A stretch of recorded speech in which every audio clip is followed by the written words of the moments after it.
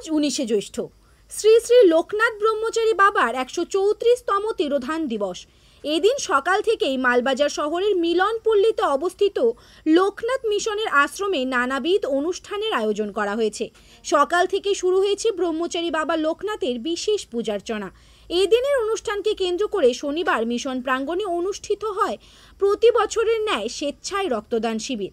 অনুষ্ঠিত হয় কচিকাচাদের নিয়ে অঙ্কন প্রতিযোগিতা। অঙ্কন প্রতিযোগিতায় ২০ শতাধিক প্রতিযোগী অংশগ্রহণ করে। পাশাপাশি সন্ধ্যায় ভক্তদের নিয়ে বর্ণাঢ্য শোভাযাত্রা মাল শহর পরিক্রমা করে।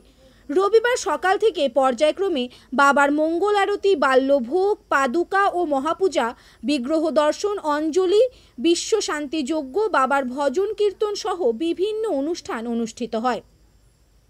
এদিন দুস্থদের বস্ত্র বিতরণ করা হয় লোকনাথ মিশনের তরফে।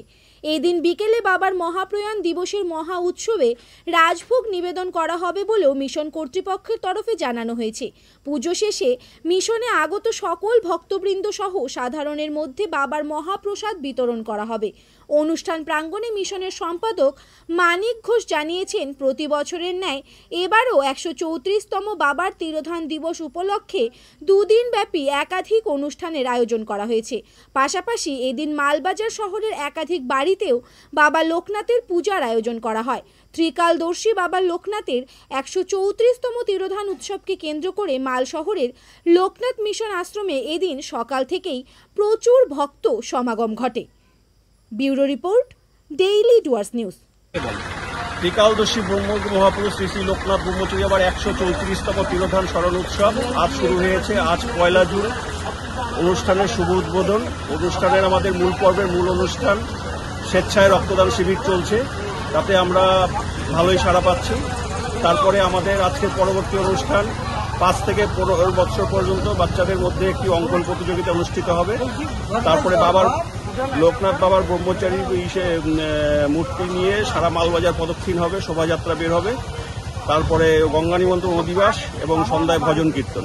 আগামীকাল 19শে জ্যৈষ্ঠ বাবা লোকনাথের 134তম তিরোধান স্মরণ উৎসব উপলক্ষে সকাল থেকে সারাদিন ব্যাপী চলবে কীর্তন, পূজা অর্চনা। তৎসহ দুস্থদের মধ্যে বস্ত্র বিতরণ করা হবে মিশনের পক্ষ থেকে। তৎসহ বৈকাল 4 ঘটিকায় দুস্থদের বস্ত্র বিতরণ, বৈকাল 5 ঘটিকায় রাজভোগ নিবেদন এবং ভক্তদের মধ্যে প্রসাদ বিতরণ করা হবে।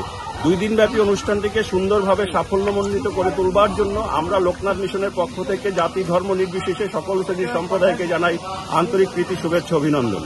আপনার নাম? আমার নাম মানিক ঘোষ, সম্পাদক লোকনাথ মিশন মালবাজার।